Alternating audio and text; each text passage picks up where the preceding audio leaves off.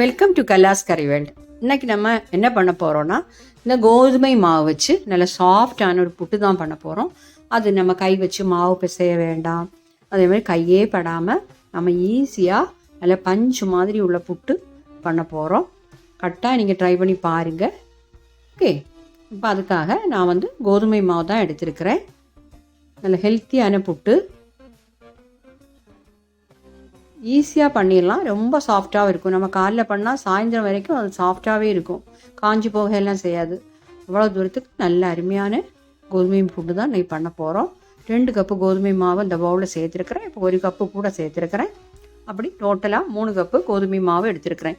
உங்களுக்கு இவ்வளோ தேவையில்லை. 1 கப்பு போதும்னா நீங்கள் 1 கப் எடுத்தால் போதும். நீங்கள் எவ்வளோ மாவு எடுக்கிறீங்களோ அதுக்கு பாதி அளவு தண்ணி கொதிக்க வைக்கணும். இப்போ பாருங்கள், அதுக்காக நான் ஒரு பேன் சூடு பண்ண வச்சுருக்கிறேன். இதில் நான் இப்போ இந்த கப்புக்கு 3 கப்பு மாவு தானே எடுத்துருக்கிறேன். அதுக்கு ஒரு 1.5 கப்பு தண்ணி சேர்க்குறேன். நீங்கள் 1 கப்பு மாவு எடுக்கதா இருந்தால் 1/2 கப்பு தண்ணி சேர்த்துக்கோங்க. 2 கப்பு எடுக்கதா இருந்தால் 1 கப்பு தண்ணி, அப்படி பாதி அளவு சேர்த்தா போதும். ஓகே, இப்போ 1 கப்பு மாவு எடுத்தால் நிறைய புட்டு கிடைக்கும். ஆனால் உங்களுக்கு தேவை இல்லைன்னா நீங்கள் நான் சொன்ன மாதிரி கம்மியாக எடுத்துக்கோங்க. இப்போ 1.5 கப்பு தண்ணி சேர்த்துருக்குறேன். தண்ணியை நல்லா கொதிக்க விடணும். நாம்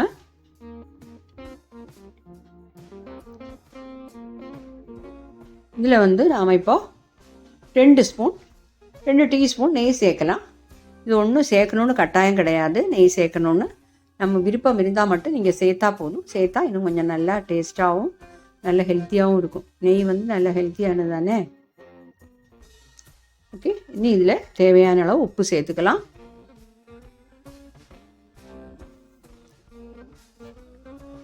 உப்பு சேர்த்துட்டு தண்ணியில் உப்போட டேஸ்ட்டு பார்த்தா தெரியும் கரெக்டாக உப்பு இருக்கான்னு. நம்ம மாவு போடும்போது உப்பு கரெக்டாக இருக்கும். கொதிக்கட்டும்.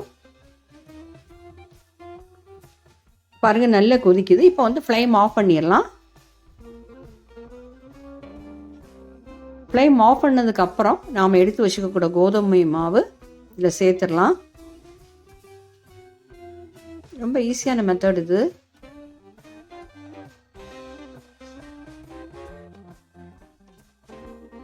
இப்போ இப்படியும் கிளறிடலாம். இந்த மாதிரி இந்த ஆப்பையோட இந்த பாட்டு வச்சு நல்லா கிளறிக்கோங்க. இந்த தண்ணியிலேயே மாவு நல்லா கிளறி நல்ல உதிரியாக வரும். பாருங்க, இந்த மாதிரி இருக்குது. நம்ம கிளறிட்டோம். இப்போ இதை ஆற வைக்கணும். ஆறினதுக்கப்புறம் மிக்ஸி ஜாரில் போட்டு சுற்றி எடுத்துடணும். ஓகே, இப்போ பாருங்கள், நம்ம மாவு நல்லா ஆறிடுச்சு. மிக்ஸி ஜாரில் போட்டு சுற்றினப்போ பார்த்தீங்களா, இந்த மாதிரி இருக்குது. மாவு நல்ல பதமாக கிடச்சிருக்கு. மீதி உள்ள மாவையும் நான் இந்த மாதிரியே பண்ணிடுறேன்.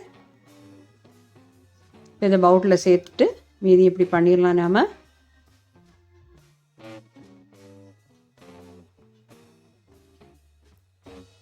பாருங்கள், எல்லாத்தையுமே நான் அந்த மாதிரி பண்ணிட்டேன். இது கரெக்டாக பெர்ஃபெக்டாக இந்த மாவு கிடச்சிருக்கான்னு தெரியறதுக்கு நம்ம கையில் கொஞ்சம் எடுத்து இப்படி உருட்டி பார்க்கணும். அப்போ கொழுக்கட்டை மாதிரி பிடிக்கிறதுக்கு கரெக்டாக இருந்துன்னா அதை பிரித்து போட்டுக்கோங்க.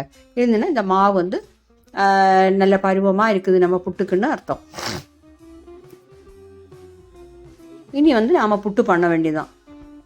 மாவு ரெடி ஆகிடுச்சு. இப்போ புட்டு மேக்கர் எடுத்துருக்கிறேன். இது சூடு பண்ணி எடுத்துக்கோங்க. நம்ம தண்ணி கொதிக்க வைப்போமே, அப்போ இதையும் சேர்த்து வச்சிங்கன்னா கொஞ்சம் சூடாக கிடைக்கும். அப்போ உள்ளே எல்லாம் ஒட்டாது மாவு.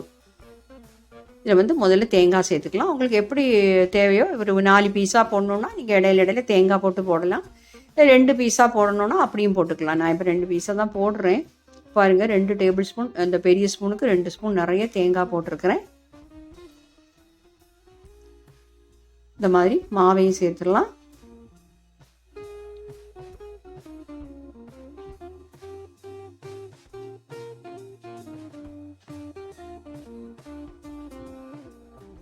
இனி தேங்காய் சேர்த்துக்கலாம்.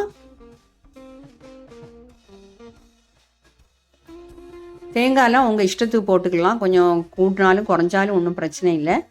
நடுவில் போடும்போது கொஞ்சம் கம்மியாக தேங்காய் போட்டாலும் ஒன்றும் பிரச்சனை இல்லை. முதல்லையும் லாஸ்ட்லேயும் கொஞ்சம் நல்லா தேங்காய் போட்டுக்கோங்க.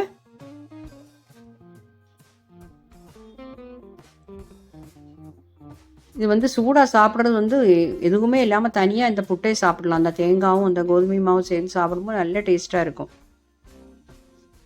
கேரளாவில் நிறைய கறியெல்லாம் வச்சு சாப்பிடுவாங்க. கொண்டக்கடலை மசாலா பண்ணி, அப்படி பொட்டேட்டோ மசாலா, இப்படி எல்லாம் வச்சு சாப்பிடுவாங்க கேரளாவில். இப்போ பாருங்கள், தண்ணி கொதிக்க வச்சுருக்கேன். அதில் அதை வந்து இந்த புட்டு மேய்க்கிறதுல வச்சிடலாம். இந்த ஸ்டீம் வந்து ஒரு 2 நிமிஷம் வச்சுக்கோங்க. 2-3 நிமிஷம் ஸ்டீம் வந்ததுக்கப்புறம் வச்சுட்டு எடுத்துடலாம். சீக்கிரமாக வெந்துடும். ஏன்னா நம்ம மாவு வந்து சுடு தண்ணியில் போட்டு நல்லா வேக வச்சு தான் எடுத்துருக்குறோம். பார்த்திங்களா, இந்த மாதிரி வச்சிடலாம். ஸ்டீம் வந்து 3 நிமிஷம் இருக்கட்டும். நல்ல சாஃப்டாக இருக்கும் புட்டு, ரொம்ப சாஃப்டாக இருக்கும். கரெக்டாக நீங்கள் ஒரு வாட்டியாவது பண்ணி பாருங்கள். ஹெல்த்தியானதும் கூட. நம்ம ஸ்டீமில் வச்சு எடுக்கக்கூடிய எல்லாமே நல்ல ஹெல்த்தியான ஃபுட்டு தான். பாருங்கள், 3 நிமிஷம் ஆயிடுச்சு. பிளேட்டுக்கு மாற்றிடலாம்.